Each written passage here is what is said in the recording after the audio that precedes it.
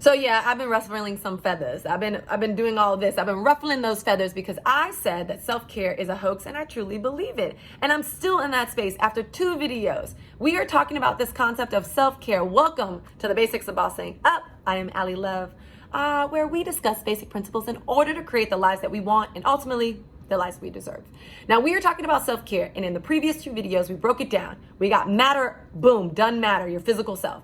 Then we talked about mind, boom, your mental self in the previous 2 videos. And in our final video to close this segment out, we are going to talk about meaning, your spiritual self, your meaning. What is your meaning? Okay, easy to identify or normal to identify when we are physically out of shape. Same concept. I use that same structure, applied it to our mental. How can we identify when we're mentally out of shape? What can we do? That's all in the previous video. And in this one, we're going to focus on our spiritual self, which I will say is my favorite part of self-care. And the reason I said, if you missed in the previous video, that self-care is a hoax is because most times on social media, in these trendy articles and things that we look up and read, they feed us that self-care is all about feeding our physical self, getting a massage, putting on our cute lipstick, getting our nails done, doing, a workout, which is great. I love it. Buying a pair of shoes, having a glass of wine. I mean, cheers. Like, I'm down with all of those things. I often talk about a good facial because I love facials. I love masks. But anyways, that's for a different Basics of Bossing Up video. But oftentimes they feed us this one-sided ideology around self-care, and we go ahead and we go hard and we invest and we financially buy all these things. And then we feel like, oh my gosh, dang, I'm still feeling that I haven't taken care of myself. There's still more self to be taken care of. And that is exactly the problem, or that is the solution. There is more self to be taken care of. We are here to talk about taking care of our spiritual self. We talked about our mind, our mental self in the previous one, our spiritual self. Are you able to recognize when you are spiritually out of shape? Answer that question to yourself right now. Yes or no? Nobody's watching. There's no right or wrong answer there. If the answer is yes, great. I'm going to offer you more insight on how to not only identify, but also maybe some examples or some tools that you can implement to continue to further the well-being of your spiritual self. If the answer was no, great. We're in it together. I'm right here with you. We are going to learn all the way through for the next couple minutes. Now, with your spiritual self, hey now, many of you are like, well, I might not be religious, or I don't know if there's a God, or is there a God? Like, you start to think of all these things. Let's scale it. Let me reel you back in. Come on, baby. Let me bring you back. Think of your spiritual self as your soul. Now, I will be very candid. I believe in God. That is my own personal journey.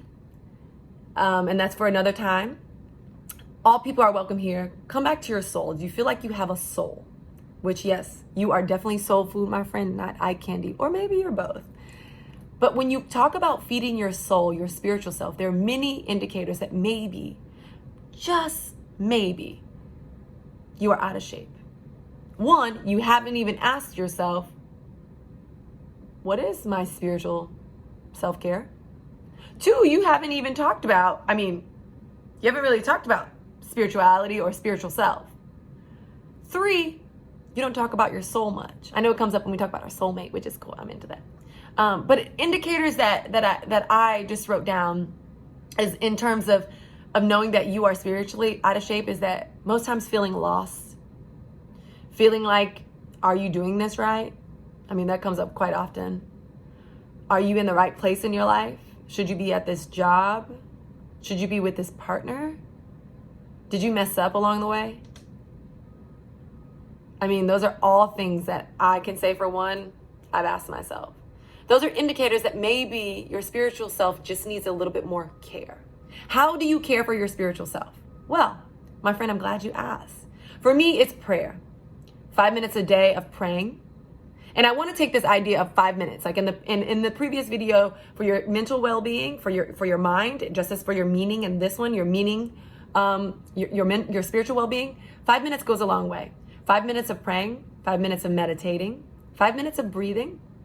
Whether you think that's connected to meditation or not, totally up for interpretation. 5 minutes of gardening, propagating plants is usually like getting back to Mother Earth. All of those things feed your soul. And so I want you to find what works for you. What are those things that can help you? Not once you've identified if you are spiritually out of shape, and it's an off-on course. It's never always in shape. Off-on course. What are those tools that you can pull out of your Barney bag, shout out to that, and go ahead and start doing? And I want you to do them for 5 minutes. And yes, there and then, only then, I'm gonna go over a couple more seconds, only then are you truly taking care of self. Because your whole self is made up of your matter, of your mind, and of your meaning, of your physical, of your mental, and of your spiritual. Physical, mental, spiritual. 3 M's. Matter. Take care of your matter. Make sure it's a part of your week.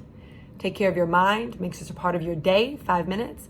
And take care of your meaning. What is your purpose? Take care of your spirit. Fill yourself up. 5 minutes a day. You got 5 minutes. And if you're like, I don't got 5 minutes, make 5 minutes. 5 minutes, let's create the alarm clock just 5 minutes earlier.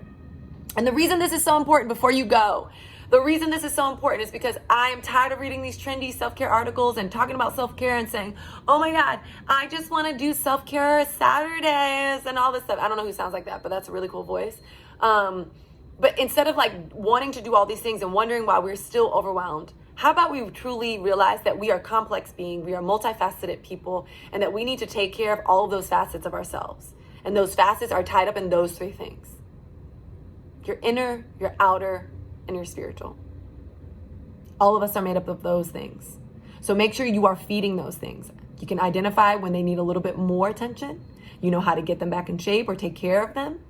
And you know what to do because you've given yourself time to truly invest in your total whole self-care. And no longer, from then on out, is it a hoax. Then self-care becomes truly real. All right, basics of bossing up. I am Allie Love.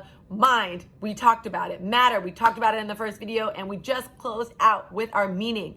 Keep those 3 M's close and tell me more in the comment section. How has this little trilogy around self-care and the debunking of it helped you or not helped you? Or what do you think? Tell me below. Keep bossing up, y'all.